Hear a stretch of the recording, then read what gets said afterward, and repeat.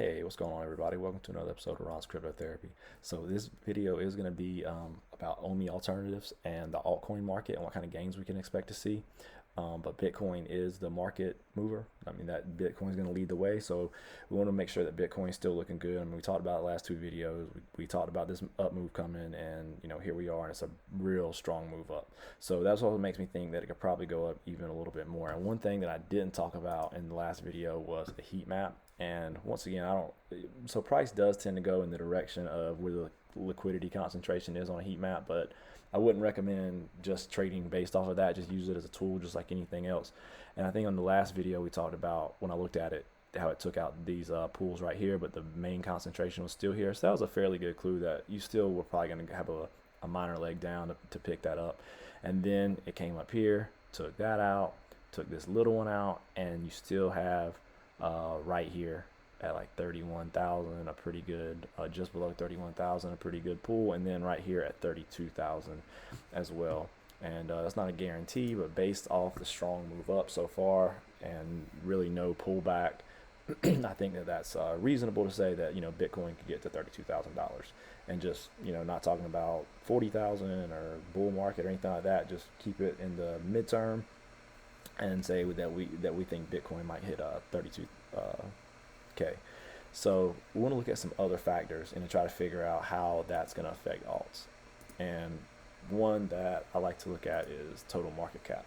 So if I'm looking at the Bitcoin chart and then looking at total market cap, I mean, it jumps out at you that they're fairly similar, but they're not the same. And here's what's kind of interesting about this is it has that same wedge formation, a nice candle up, and the thing is, where Bitcoin's already got to the top of that wedge, this in total it hasn't.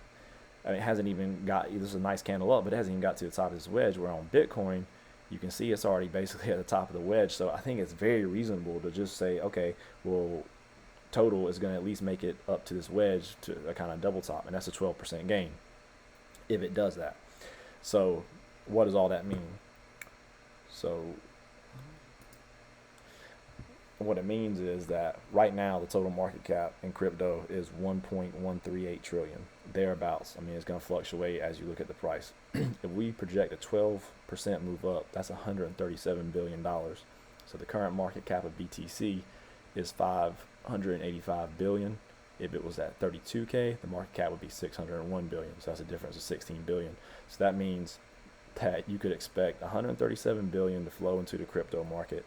16 billion of that go to BTC, and that leaves 121 billion into alts. And in my opinion, that's a pretty good move into alts. And if you go back and look at it last time, there's actually a Yahoo article last time Bitcoin was at around 32,000, and it even says like the market cap was 600 billion. But this was in June 2022. And just to give you a time reference on the price of alts in June 2022, so it was right when as the bull market was like kind of starting to be over and prices were about to fall. I bet OMI was probably at like 0.003 then, or something about that time. I bet most of your favorite alts, they hadn't had a really big, they were at low, but they hadn't got their main crash yet. Like I'm into Polkadot. That's an alt that I like. I bet at that time Polkadot was probably at least $20, $25 or something like that. Right now it's $4.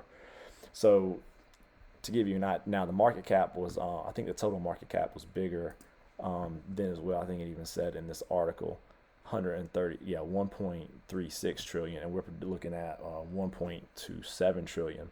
But still, a lot of projects have flushed out since then, and I think that that's a pretty good gain into the alts. Now we'll have to see. I mean, like I said, I always try to show my work. So you see, I'm not just saying, hey, we might have an alt season going to the moon or whatever. But I mean, I think what I just said is logical and makes sense. Now I know, I've been in OMI a long time too. I know a lot of people are disappointed with it. I mean, a lot of people keep their conviction and like the project, and I think that's great. If you like the project, buy it and don't let people tell you otherwise. I would recommend diversifying. That's kind of what this video is about. What's some other things that you can get into? So I'm gonna give a few options here, and I'm gonna go in order of market cap to like big projects to small projects or smaller projects, and compare it to OMI. So OMI has a market cap of 158 million. Just to give you a reference in these other projects, and I'll talk about market cap a bit, but it's not that I trade off of it necessarily. It's a good reference for the size of the project, especially when you're looking at like bull market projections and stuff like that. Then I think it's a good thing to use.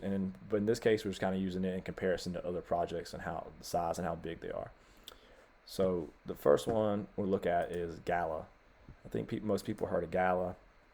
So the market cap is way bigger than OMI, 553 million. So that means, I mean, some people like projects with bigger market cap. I kind of like the smaller market cap because it means it can gain more. So Gala's like 4 times the size of OMI or something like that. And if you go to their websites, I mean, everybody knows what VV's website is and what they have going on. If you go to Gala's website, I don't have it pulled up, but I've went to it lately, and there's really not a whole lot going on there. At least not in my opinion. If you go to their number one game that they have on the site here, yeah, and if you go to this Twitter page for their number one game, there's only like 6,000 followers or something like that. So I don't think there's a whole lot of hype around. I mean, it's a good project, especially in the bull market. They had a lot of celebrity influencers and things like that. But at Gala, in comparison to OMI, I probably like OMI better, to be honest with you. I think that they actually have a little more going for them than Gala, and the market cap's a lot smaller. Now, if you look, Gala hasn't done great. It had this spike up here, so it had some movement for OMI. If I had to say, if you were interested in Gala, I do mess with Gala a little bit. I've done pretty well trading it. But I had this zone down here to see if we could get a double bottom, and I did. It just wicked off of that. So I don't have any strong opinions about what Gala could do. I mean, this just looks like a big range. So I guess, if you wanted to buy it for immediate type foreseeable future, I mean, it's the weekly. But I like it to probably go up here to the top of this range. And for the bull market, I think it'll have its day. But I think its biggest gains are behind it, most likely. So that's one project. And here's one that I really like. Matter of fact, I put this one out on Twitter, I think late April sometime. It's called Wilder World. If you're down with pain from OMI and you wanted to look at something that was kind of similar, but not the same project. So I think Wild is kind of what a lot of us thought OMI would be, but without all the IP. But they have an actual product, and the market cap is 100 million. A few months ago, OMI was at like 200 million, or not even that long ago, and this was at I think 80 million. Matter of fact, I think when I put that tweet out, and a good friend of mine, a guy I trade with that was one of John's students, named Rock, he told me about this project a while back. He's been into it for a while, and I've watched it. And as far as the price action for Wild right now, and once again, this is the weekly, I don't have a real strong opinion about it. When I put that tweet out, price was around here, but I feel like maybe it'll channel up, possibly. But I don't have a real strong opinion on what it may do. If we look at it in this channel, then sure, it kind of like Gala, it could be at the bottom of a range, and it should go up to the top of the range at some point. Doesn't mean it'll be a straight leg up, and like I said, it's the weekly, so weekly moves take longer to play out, but that's kind of how I see Wild. I don't have a real strong opinion on it, but it did come down to this zone and didn't even make a gap to where I would have had, like, if I was looking to buy it on this last pullback, I would have looked at the top of this candle somewhere around there, and it didn't even pull back to that. So that's a decent sign. Strong move up, but then you had like rejection right after. However, if you look at Wild on the daily, it looks a little better. But one thing I'll point out, when you look at Wild or you look at Gala, I'm gonna be honest with you, as a trader, I feel like OMI you could have made more money with in the same kind of time frame here, that they had more volatility. And we talked about the zone, talked about it in a few videos. You bought in the zone and sold about 10% higher. You could have done that 3 or 4 times. And some of those other projects, they didn't have too much volatility. Wild did, but it wasn't quite as rangy like this, in my opinion.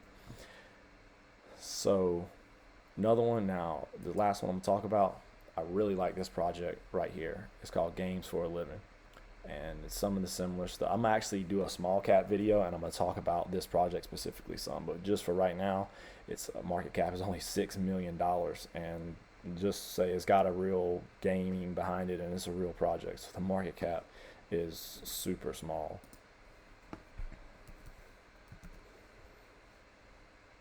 I traded on MEXC, and if I remember, I'll put the link for MEXC down in the comments or in the description.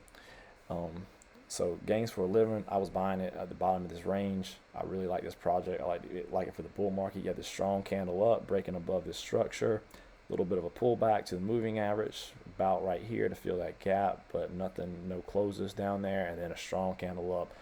Out of all the things I just looked at technically to analyze, I like Gains for a Living the best on chart, to be honest with you, and it would have the best potential for gains as well because the market cap's so small.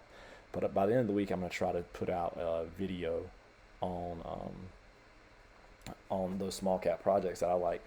You know, the thing with OMI, you know, I still think OMI has a future, and if you like the project, then sure, you know, DCA it, go for it, you know, try to buy it at lows, whatever. But don't forget, you know, the things that are going to have the biggest gains the next cycle, assuming that we see what we've seen in the past play out, is going to be the newer projects that with the smaller market caps that have the bigger rooms to pump up. So, you know, just if you believe in OMI, I'm not trying to deter you, but think about some of these other projects that are similar to it in the, you know, kind of space on what we all thought OMI could be. And, you know, keep your OMI bag, trade OMI, and do what you got to do. But also, you know, think about diversifying your investments before the next bull market. All right, so appreciate everybody for tuning in to the end of the video. And it's not financial advice, it's just how I'm looking at some of these things in these market conditions. And thanks again. Later.